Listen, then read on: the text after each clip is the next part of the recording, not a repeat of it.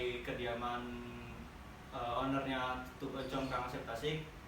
Di samping saya juga sudah ada partner saya Ananda Pertiwi yang akan melakukan wawancara bersama owner Tutuk Oncom ini. Assalamualaikum Ibu. Waalaikumsalam. Apa kabar? Langsung saja kita masuk ke sesi wawancara. Ibu silahkan perkenalkan diri terlebih dahulu. Baik. Assalamualaikum warahmatullahi wabarakatuh. Saya Novi Lestari, owner dari Tutuk Oncom Kang Asep Tasik. Ya, terima kasih. Pertanyaan pertama Bu, bagaimana sih sejarah berdirinya Tutuk Oncom ini? Ya. Awalnya sebenarnya waktu itu saya punya usaha di Grand Taruma Waterpark. Dulu saya jualan perlengkapan renang. Nah di tempat itu tuh luas, sebagian itu dipakai untuk kuliner. Nah kebetulan yang memegang usaha kuliner itu vakum, jadi kita ambil alih, coba untuk cari, kita jualan makanan apa ya. Nah suami saya itu kebetulan orang Tasik, dan saya istilahnya first impression waktu saya makan Tutuk Oncom itu memang enak.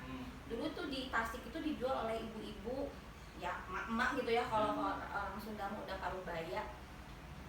Kalau saya kan jualan memang fresh, maksudnya nasinya anget gitu kan. Kalau yang anak-anak pasti enak.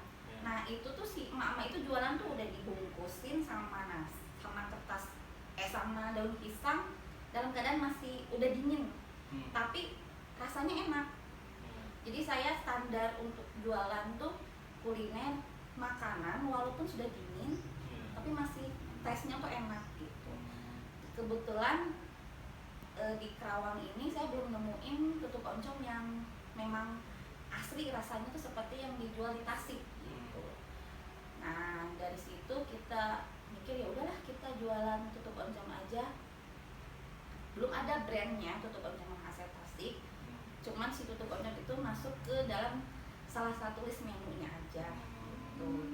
Udah berbagai macam diusahain untuk gimana rasanya bisa mirip banget sama yang di Tasik gitu.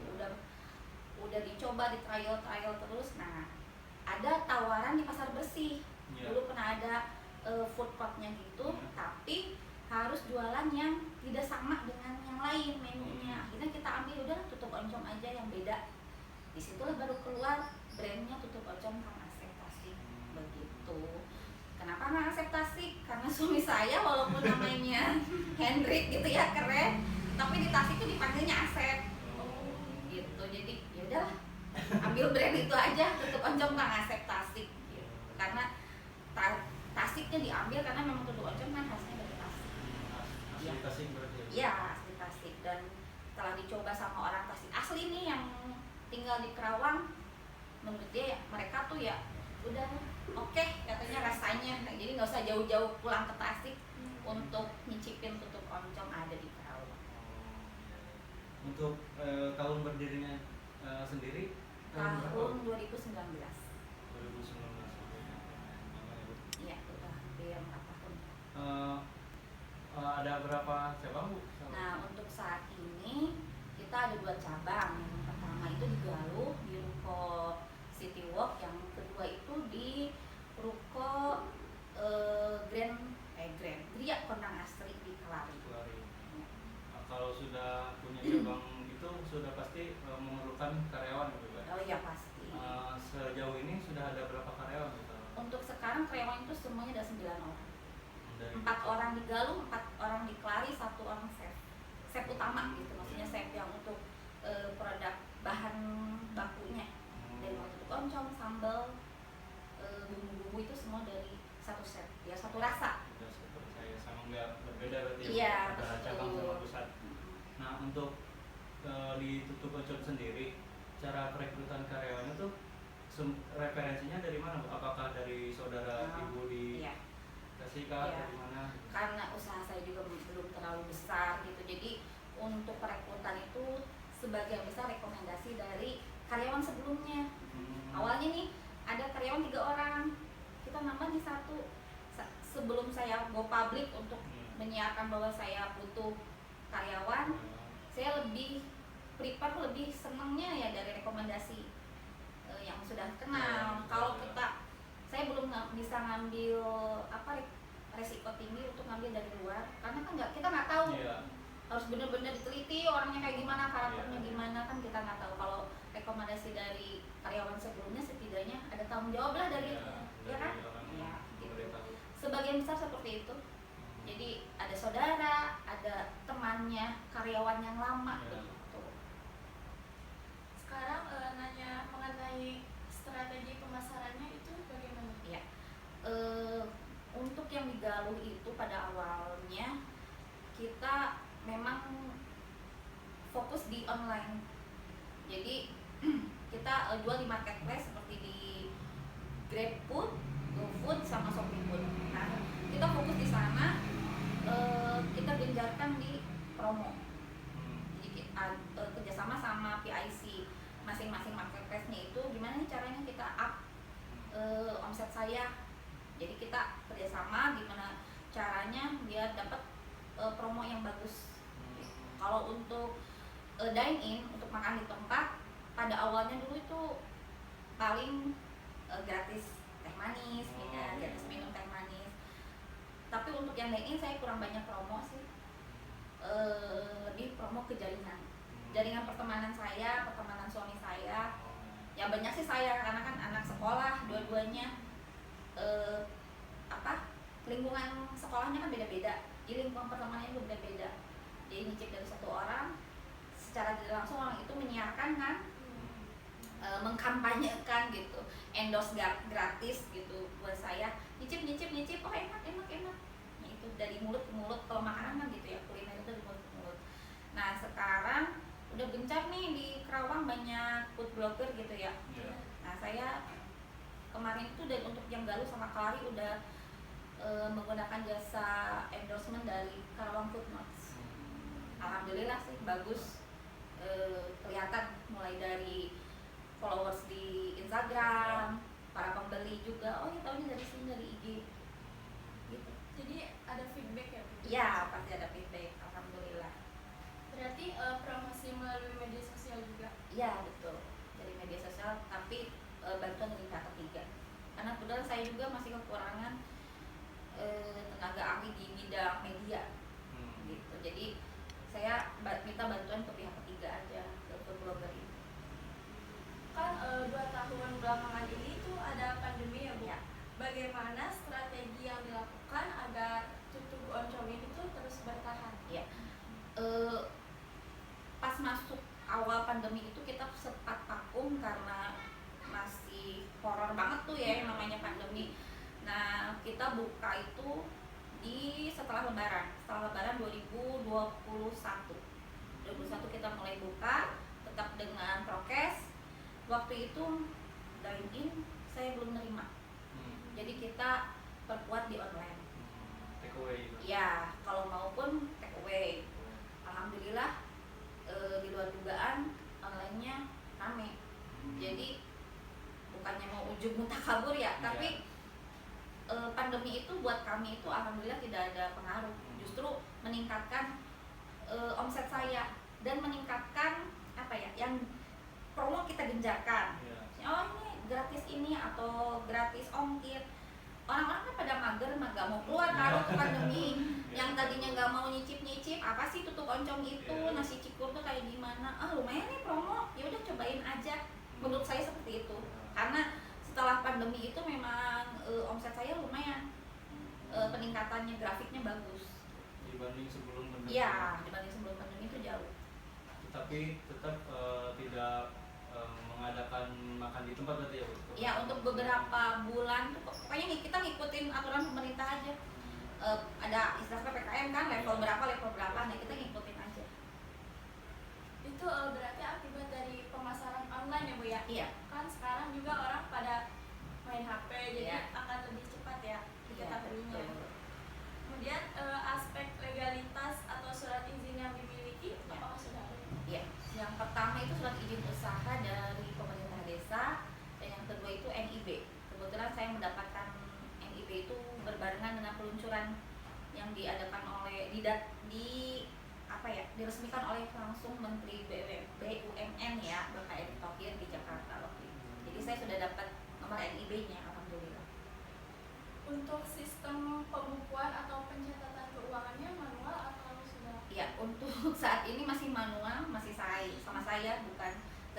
ahli atau karyawan khusus untuk bagian akuntan gitu enggak. Jadi masih manual sama saya, ya handle sendiri. Selain untuk catatnya kan masih manual Bu. Nah, Ya. untuk sistem pembayaran dari pelanggan itu Oh, selain transaksinya cash, ya? transaksinya itu Iya. selain cash apa?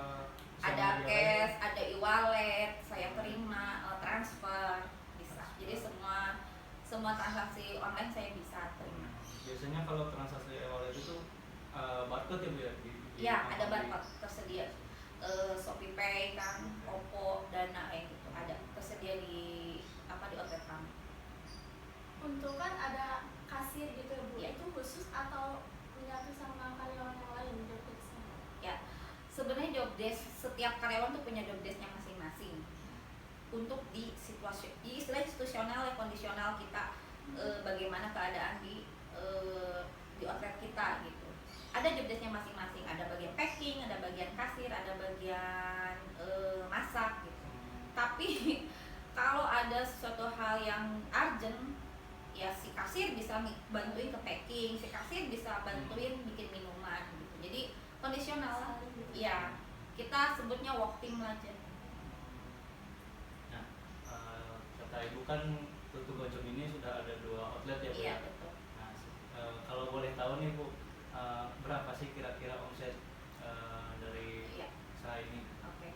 Untuk yang cabang yang kedua ini kan baru satu bulan setengah lah.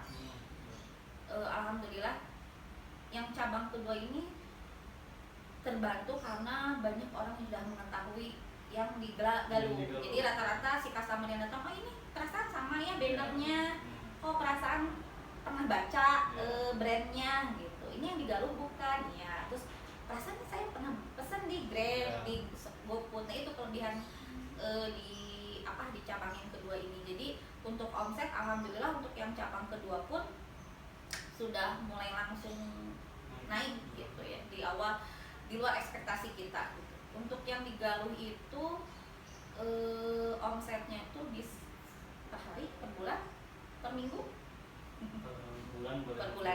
per bulan bisa sampai 60 sampai 70 juta. Dari 2 outlet? Enggak, satu outlet ke Galuh aja. aja. Kalau yang di Kelari itu masih di angka 45-50. Nah, mungkin tentang topik terakhir ya Bu ya? Iya.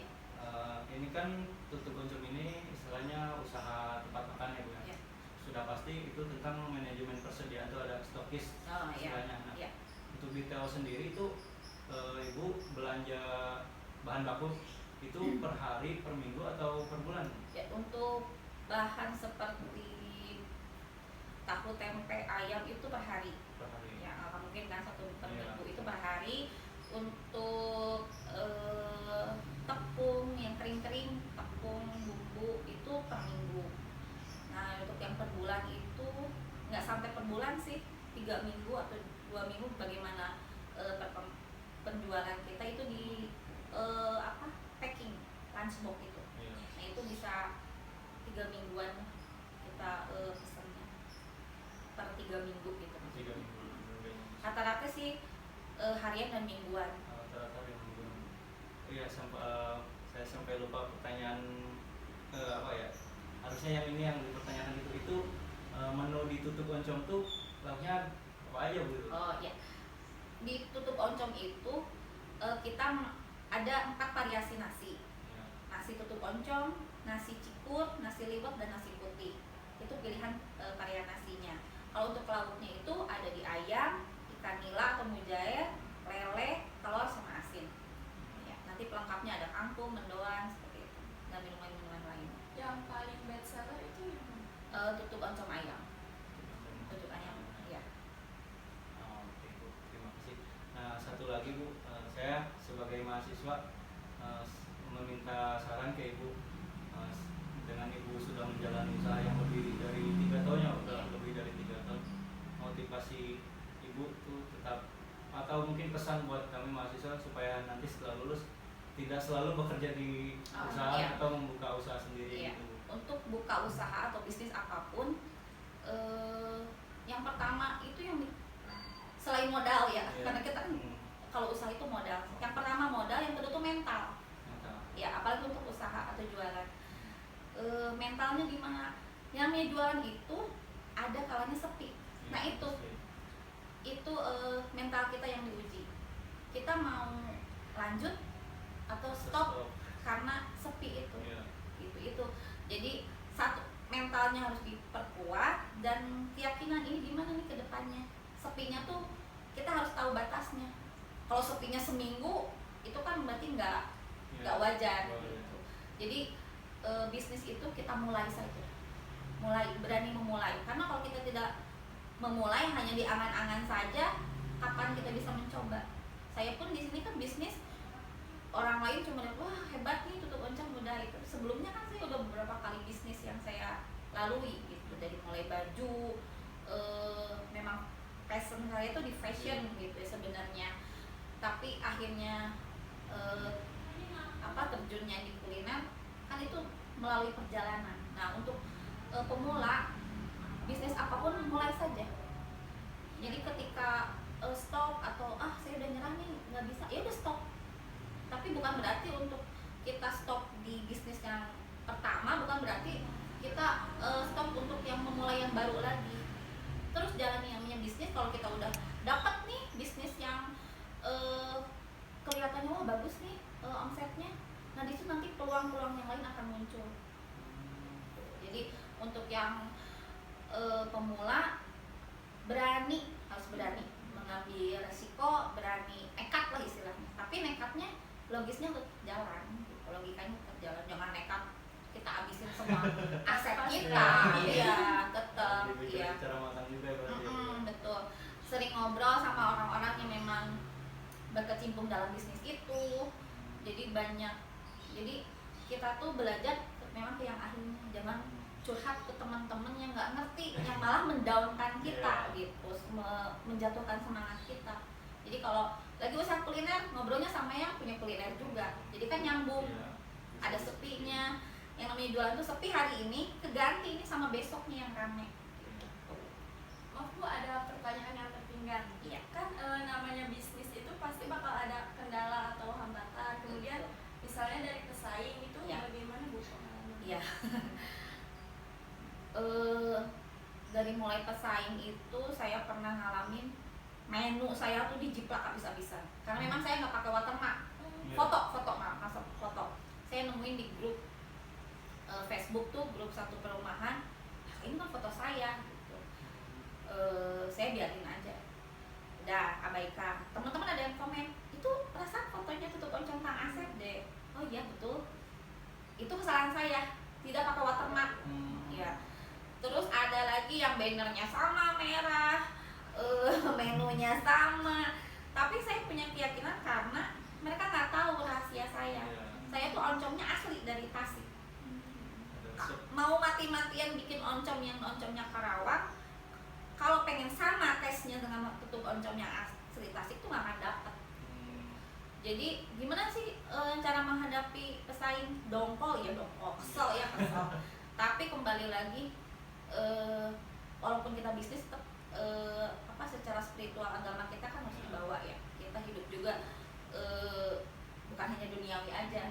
Kita yakin rezeki itu nggak akan kemana selama kita fokus aja ke kita. Memang pesaingnya gimana? Udah kita fokus aja ke usaha kita. Lirik boleh lah kanan kiri ngelirik gimana nih orang lain. Jangan dijadiin pesaing itu sebagai musuh kita. Justru kita studi banding. Kenapa sih orang lain bisa maju? Misalnya sama nih tutup oncom, tapi kok ini ratingnya bagus nih di Grab. Apa sih rahasia mereka? Oh mungkin di harga, oh mungkin di variasi menu. Jadi lebih ke buat kita analisa, bukan sebagai malah kita jadi bikin ruwet ke kitanya, bikin jengkel buat apa kan? Jadi malah ngerugiin kita sendiri. Jadi menurut saya kalau pesaing itu kita cari aja sebenarnya mereka bisa seperti itu kayak gimana sih, rahasianya, trik apa sih yang mereka lakukan. Tetap positif aja, yang yakin rezeki itu nggak akan kemana. Allah udah jatahkan rezekinya masing-masing kita selama kita masih ikhtiar ya. Kalau kitanya diam mah Allah juga ngasih jatahnya ya segitu. Beda lagi sama yang ikhtiar gitu. Ya, Bu, alhamdulillah untuk bahan observasi saya sudah beres. Saya mau mengucapkan terima kasih banyak Ibu atas waktunya meluangkan waktu buat kita observasi tentang tutup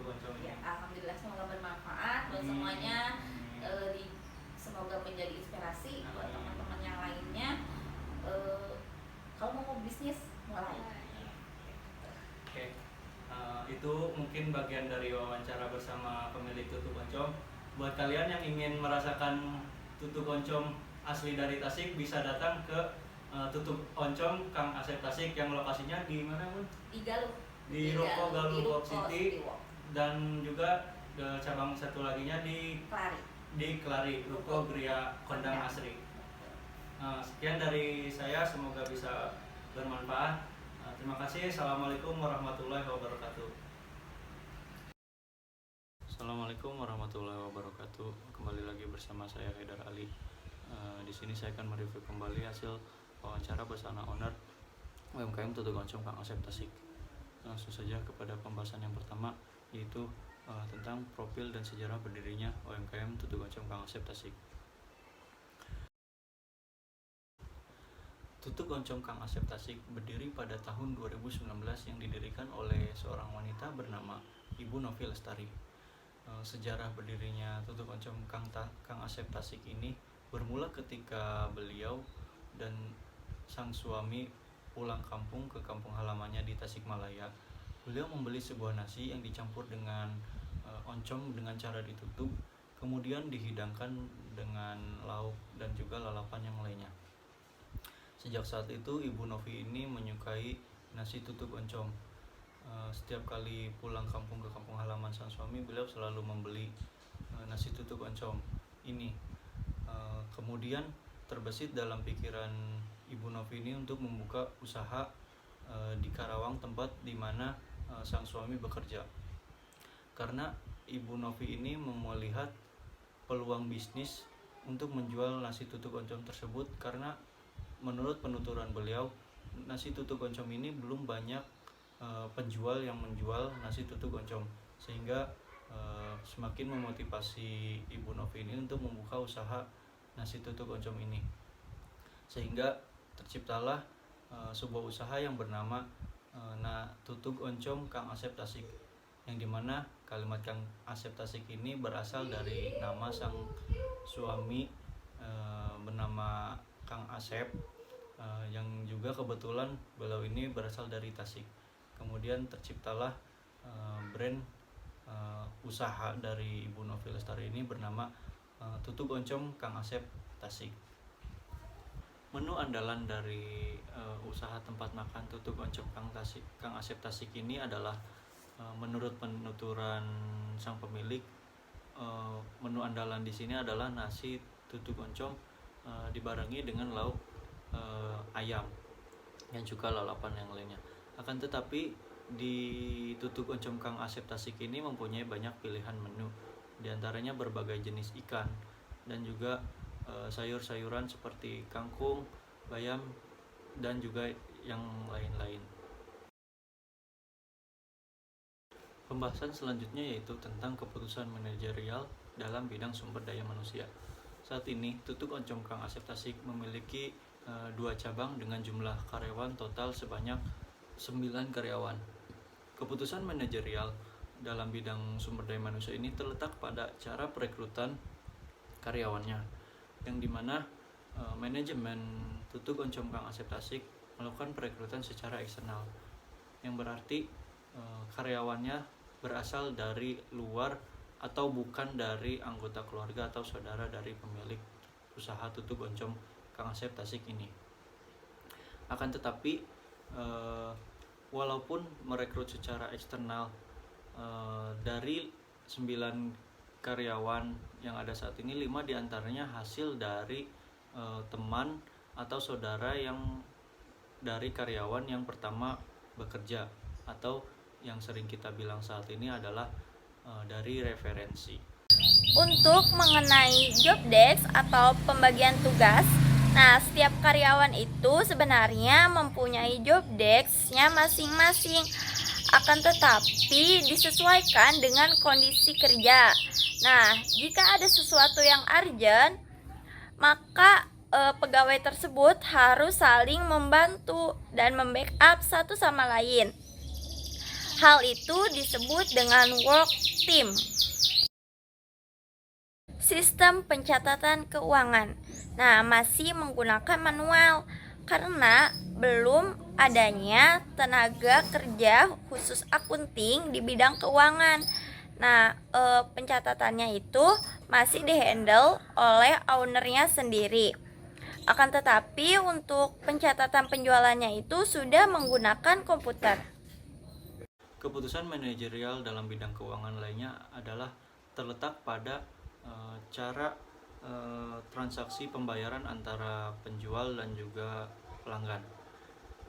Manajemen Tutug Oncom Kang Asep Tasik ini memberi layanan pembayaran selain cash, ada juga menggunakan e-wallet atau transaksi uang elektronik, yang dimana bisa berasal dari ShopeePay, OVO, GoPay dan juga Dana.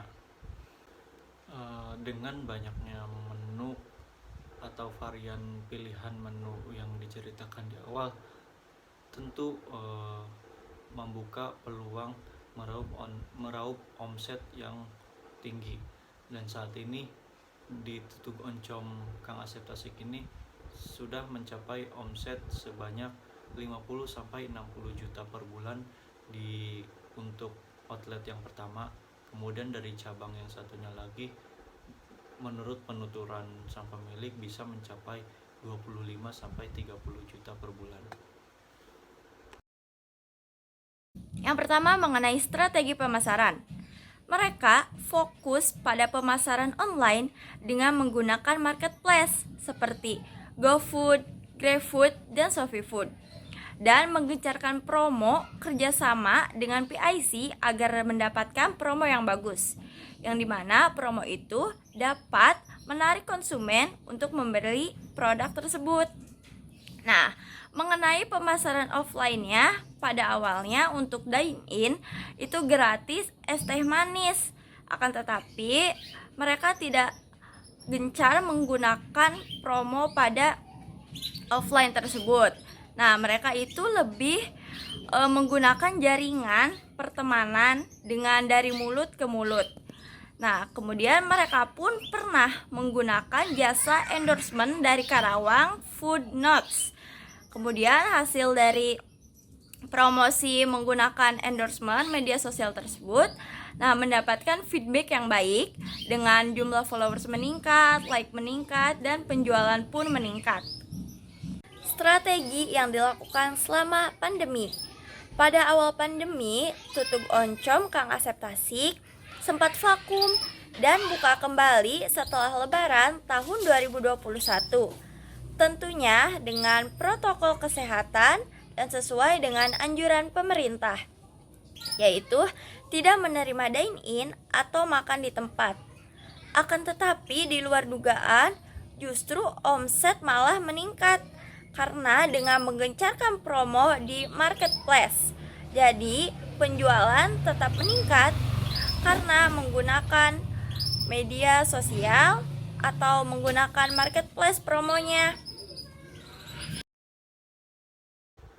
Pembahasan selanjutnya yaitu tentang keputusan manajerial dalam bidang produksi dan juga persediaan.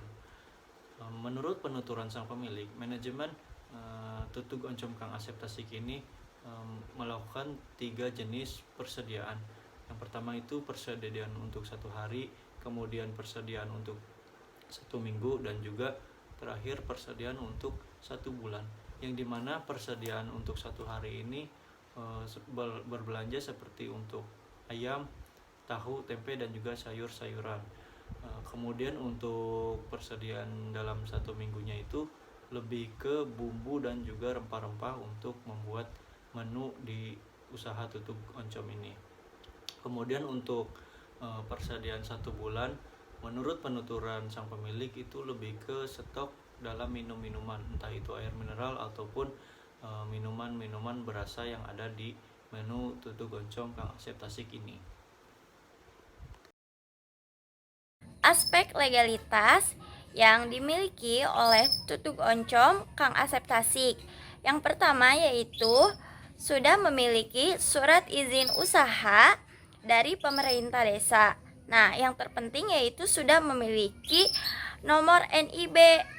Nah, nomor NIB-nya itu didapat berbarengan dengan peluncuran yang diresmikan oleh Menteri BUMN yaitu Bapak Erick Thohir di Jakarta.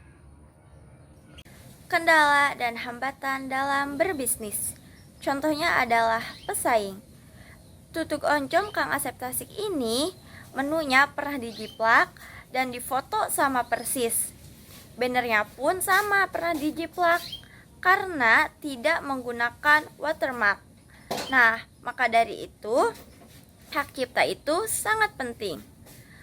Tutuk oncom Kang Asep Tasik mempunyai rahasia dapur yang tidak akan sama dengan tutuk oncom yang lain. Rasanya sama persis dengan tutuk oncom yang ada di Tasik, yaitu asal daerahnya. Nah, pesaing akan tetap ada, akan tetapi fokus saja pada usaha sendiri. Jadikan pesaing sebagai studi banding dan analisis pada bisnis kita. Tetap positif dan yakin rezeki tidak akan kemana selagi kita ikhtiar dan berdoa.